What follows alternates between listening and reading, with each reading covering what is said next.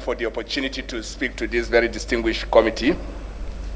Secondly, let me also put it on record that this is your company. This National Assembly created the NNPC Limited.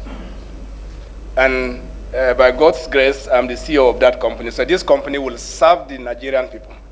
This company is designed to serve the Nigerian people. This company is also by law required to ensure energy security for this country. It's by law. You made this law. And therefore, it's our responsibility to ensure that we provide energy security for this country. Secondly, and more importantly, that this company must operate within the laws of this country. And this is what we have always do, and this is what I assure you will continue to do. And in the current situation, let me assure you, honorable members, that we have taken every necessary step to restore supply into this country. We have placed orders significant enough for us to cross into March with at least 2.1 billion liters of PMS in our custody. And the situation you are seeing today now, I can assure you that by next week it will vanish, all things being equal because of distribution issues that I may not have control over, including the movement of trucks. Otherwise, we have robust supply arrangement to make sure that we exit this situation. But why do we even have this challenge in the first instance?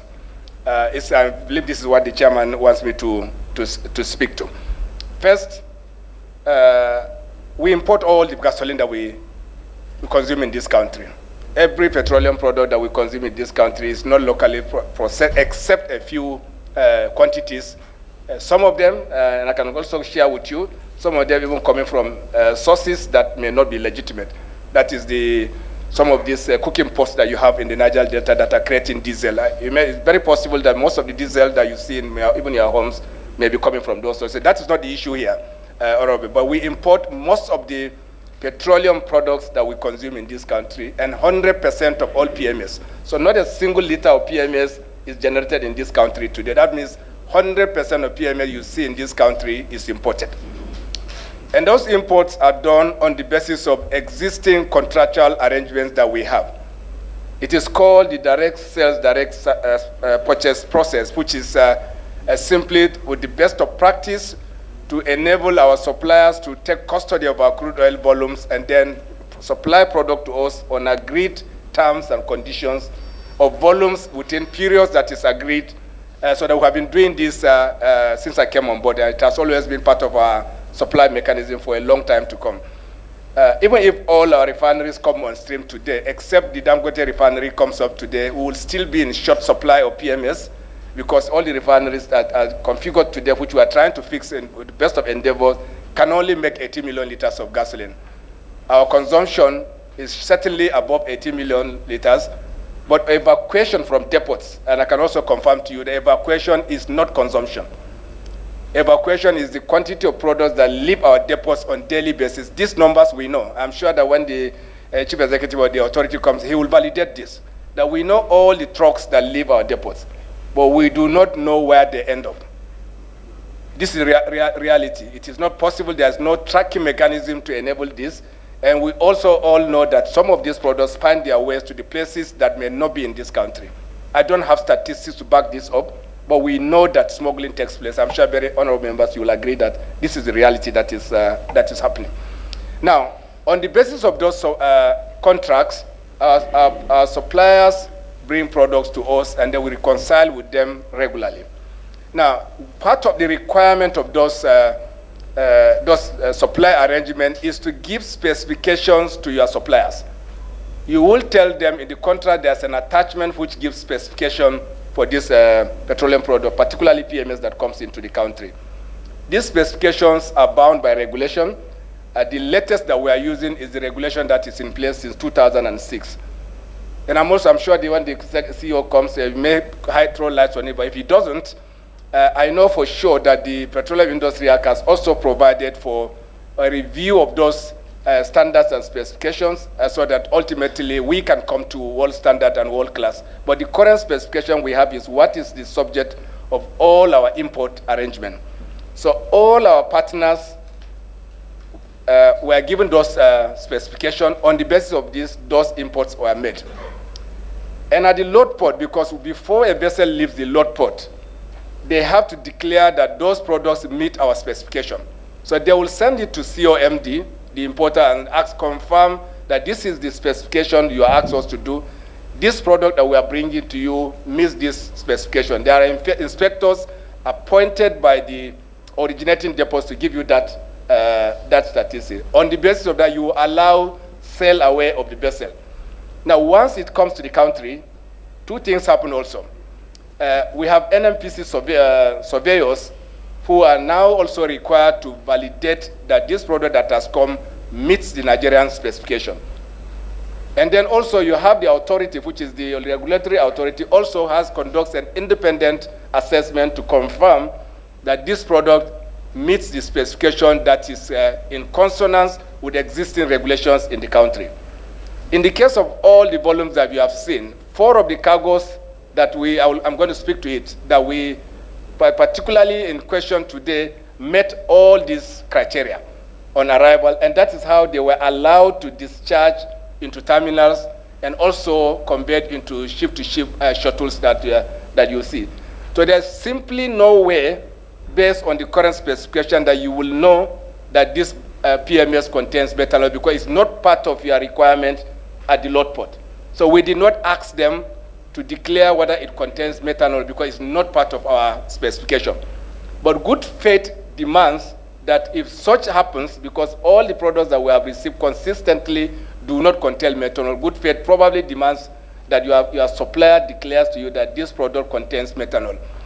And let me also make it clear that methanol is not contamination.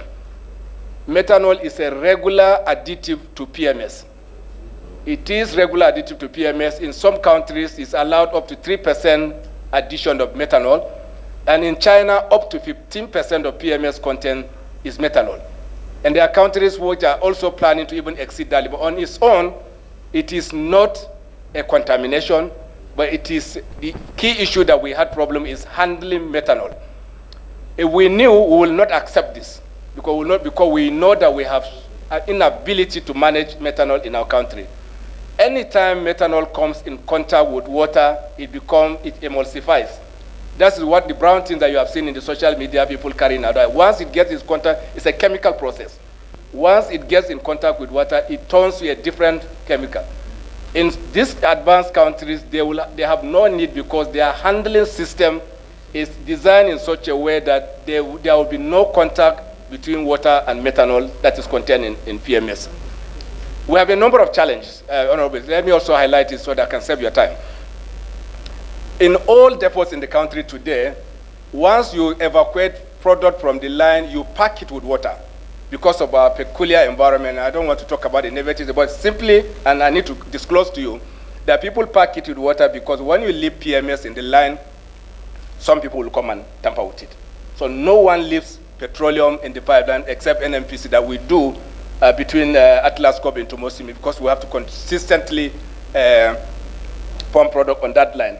Even that, once we are sure that no more product will come, we'll pack the lines with water. So contact between water and methanol is almost unavoidable in the Nigerian depot management system. So every depot, I'm sure you can cross-check this subsequently, Honorable, every depot has a way of managing this water that comes into its facility. They check it every morning before they start any loading operation. And not only that, in fuel station, I don't know if some of us own filling stations before, but I can tell you that every filling station in this country has challenge of managing water. And anytime it gets in contact with water, I can confirm to you that methanol will combine to, it will emulsify and become the challenge that we are seeing on the table. So, but what did we do? We didn't know until our inspecting agents on the 20th of January, to be precise, called our attention to the fact that they are seeing emulsification in some of the depots and that this may be a cause of concern. That is how we went ahead to check all the deliveries that are in our hands from all the 4 vessels that came in that have already discharged, and to confirm that all of them contain methanol. So what we did was to quarantine all the volumes wherever they are. In depots, those in transit in trucks, we are able to track them, that the ones that didn't escape to other countries, and we're able to trace all of them and quarantine all of them. Also in the depots, that we have done exactly that. And not only that, we are also expecting several other supplies to come from other sources. So we cross-checked their origin and confirmed that 4 other vessels are coming from the same shipping, from the same terminal that loaded this, and we rejected all of them. They did not even sail into our waters. So and that means that when you quarantine 4 cargoes of at least 60,000 metric tons, and then you have another one, some of them carrying up to 120,000 metric tons, it's a huge gap that it will create in terms of supply. And that is why you saw those, the shortages that you will see is because we have to stop the distribution of those products, inject new products, isolate the ones that we can utilize, and then ultimately the supply process continue. That's why you are seeing the relaxation that you are seeing today, is that we have continued, isolated the products that we can't utilize, injected new products, accepted those that are not coming from that terminal. Let me also add, distinguished chairman and honorable members, it is also true that all the 4 cargoes originated from a single terminal. They all originated from a single terminal, and I'm sure I've spoken to the press about this, but it is coming from a terminal owned by a partner or an owner that is called Litasco, Luke Oil Trading and Supply Company. They are the owners of that terminal. They originated from that terminal. I have asked the CEO of the company to come and have an engagement with us. They admitted that it contained methanol. What we haven't done is for them to admit that they did not inform us. Otherwise, as a result of this situation, we stop all the cargoes from coming, and then also to stop distribution of the ones that have already reached our terminals. By no means, Honorable Chairman, we are a very law-abiding company. There is no one out there to bring this product into this country deliberately. There is no way we would have seen this methanol except your supplier decides to disclose to you. There is simply no way, because it's not part of your requirement to look for this, including our DSTP customers who supplied us this, except their supplier tells them. There is no way they will know. There are 2 reasons that will make you put methanol into this product. And probably your investigation may reveal this. I don't know what it will come up with. But I know for sure that some may blend it as a matter of regulatory requirement, as you have in Europe. And some also, you can do it for commercial reasons. 8 months ago, it is impossible for anyone to blend methanol into gasoline destined for Nigeria, because methanol is typically more expensive than naphtha, which is used for blending gasoline. But in current situation, there's a price differential that makes methanol a little cheaper than naphtha, which will make suppliers typically will blend, and they will get commercial value from it. I don't know what the case is, but these are the 2 reasons why anyone can blend methanol. Otherwise, distinguished chairman, we are available to work with you. I can assure you that we have taken every necessary steps to make sure that we maintain supply sufficiency. And as I've just reiterate for the benefit of Nigerians, that we have robust supply plan. By the end of this month, we will have up to 2.1 billion liters of PMS in country, on spec, not just on spec, that they will not contain methanol. And I assure you that we are doing everything, working with the authority, the regulatory authority that you created, and also working with the other government security agencies to normalize the distribution. As usual, Chairman, let me also put it on record that what we always call panic buying is nothing. When people who go to the station to normally buy 2,000 naira worth of product, as soon as they see this situation, when they go in, they buy 5 times that volume. And they will make sure that they fill their tanks. And for all of us, even those who own more than 1 car, everybody will bring out all the cars in his cars that are parked. And what you simply have is that you just see all these cars in all the filling stations, and of course it creates the supply disruption. But I'm assuring Nigerians that we have a robust supply plan. There is no need for bringing out your car from the homes. When you get into the field, just buy what you need, because I can assure you that will contain this situation. I don't know, Chairman, if I've addressed all your concerns. Thank you very much. All our suppliers to ensure there's zero methanol in the supplies to Nigeria. With a regulation or without it, a buyer can demand from suppliers any qualification for the product that they will bring to you. So you can actually ask without waiting for any regulation to support you. And this is exactly what we did to say that no one is going to bring any gasoline with methanol anymore into this country. This is the first step that we have taken. Now, secondly, this is connected to what my daughter asked. What exactly have we been doing with this terminal? This terminal has been supplying product into this country. I don't have the numbers, but I know billions of tons of product have come from this terminal into this country. Litasco terminal in Antwerp, Belgium is a major terminal that supplies not just West Africa, but greater part of Europe. So it's a very known terminal, and it's a terminal that has been delivering product to this country. And also, all the product that they have supplied to us in the past did not have this situation. And we assume that there are zero methanol all this while that have been supplying. But I will not know why they supplied this product. Statistically, you will never expect to receive any product from this terminal that has never supplied product with methanol for you. So that's the reality. Thirdly, we don't have any contract with Litasco at all.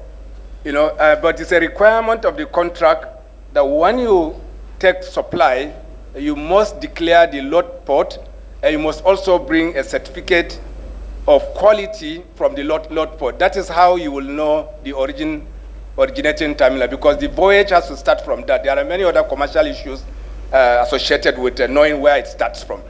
But more importantly, that we know that these products originated from here, but we do not have a contract with Litasco. So what did we do? Once this happened, we have put all our suppliers who are our contact or the commercial angle on notice that there will be liquidated damages that will come from this.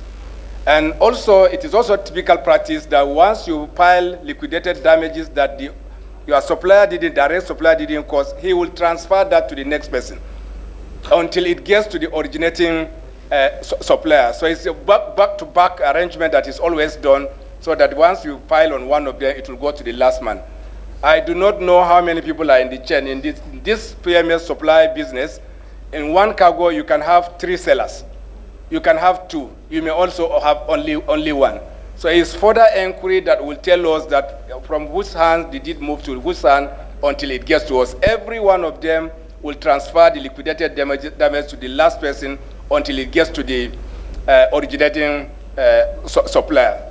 And this is what we are doing to see that these liquidated damages are settled, and it is a commercial process. It is also a legal process that I know that it is not as simple as sorting it out on this table. What we did was to bring the originating terminal on the table and inform them that with this product that we received that originated from their terminal did contain methanol. In the circumstance, this is all the validation that we can do, and then the rest are commercial engagements that we have to follow through with our partners.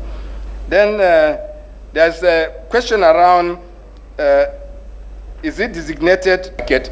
Every country has its blending requirement, but what I said about putting methanol as a requirement of legislation is that in some countries, blending companies are required to put at least 3% methanol in the fuel. Because you are blending in their country, in the country of origin, if that is the requirement in such terminal, that you do have to put 3% methanol or any number that is by legislation in those countries. So whether or not your customers will accept it or not is a different matter. I know they have some waivers that they can get in most of these. I don't know the details, but I know some things like this may happen. And of course, could it have been a commercial consideration? Absolutely, that's the 2 possibilities that it may be meeting requirements, or it must also be taking advantage of a commercial arbitrage that will always exist once the blending companies have differentials that are obvious.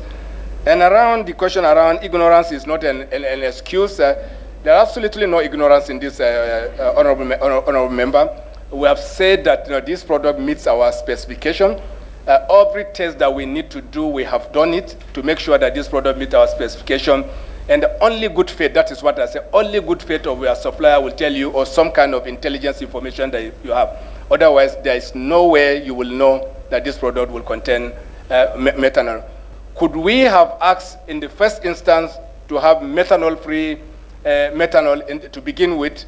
This may be the question that may be relevant, because it is possible that knowing fully well that our terminals are very poor practice of managing water, ordinarily it should not be a problem, that we may have considered making methanol zero a basic requirement, and I think this is what we did precisely. Thank you very much, honorable members. As we speak now, stealing of product on our lines may be going on now. From Atlas Corp all the way to Ilorin, they pass through communities that honorables represent. And I can tell you that even as at yesterday, there were arrests of bundles on our pipeline. We lose up to 5% of product that we pump from Atlas Corp all the way into Ilorin. It's still ongoing.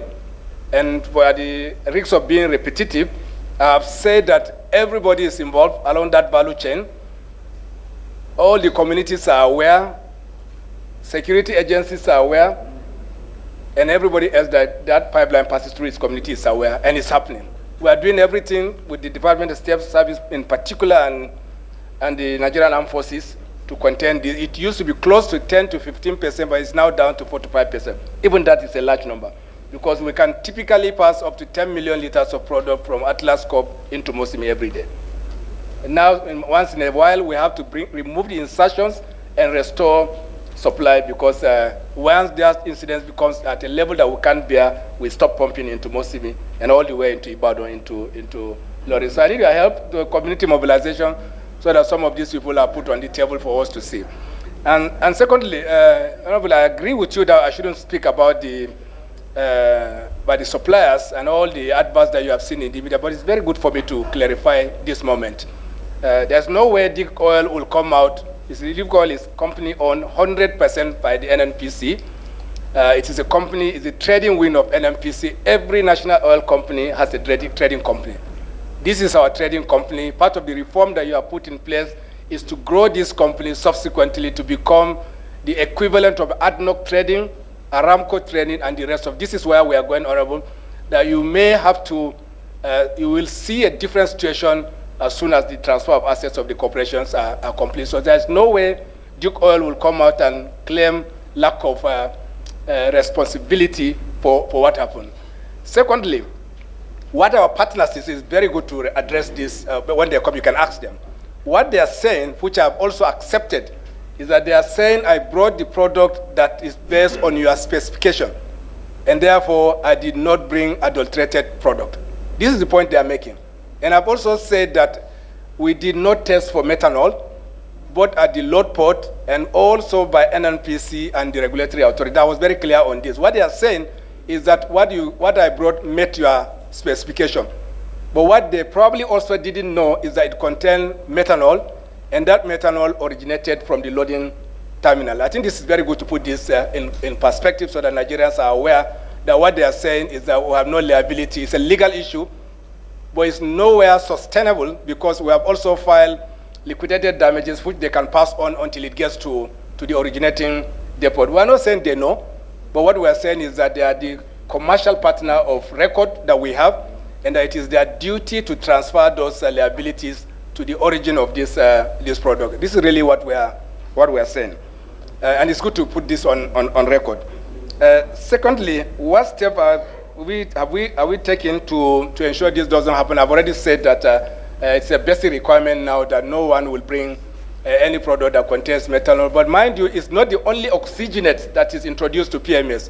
So that means there's a comprehensive review required by regulation so that standards come to world class, which is not within the purview of the NNPC. And I'm sure that, and I'm also aware that the regulator is working on process of putting the right regulation in place so that we have clear visibility around the requirements that we need to have in this country. And then, I don't know if self insurance, typical practice is the cargo is safe that you are insuring, you are not insuring for quality, because you will expect that your partner will meet those requirements. It's part of the requirements of the transaction, that there's an insurance, because we are doing CIF, mind you. They are delivering to site, so we have no burden of insurance on this cargo as long as it arrives our time. So we will have no need of insuring those cargoes coming to Nigeria. It is the supplier's burden to insure it. We only accept from them once they arrive and declare notice of readiness to discharge to us. So we have no liability, therefore we have no need for any insurance. But we know that typically every supplier will insure this cargo until it gets to us. That's first review, and let me also repeat again for this purpose. First, we did not know that this product contained methanol. We absolutely didn't know. Your investigation will give you the reality at the end of the tunnel. And once you have this situation and you withdraw volumes in the market, you will have supply disruption. It comes with consequences. We are very conscious of the consequences that it will come with it, the cues that you are seeing, the disruption of economic activities that is very, very obvious, and also in terms of the liquidated damages, that can be a legal process where you may not be able to recover your position. So we are aware of this. We regret this situation, and of course it is completely unavoidable. We didn't see it coming. I apologize to Nigerians that we didn't see this coming.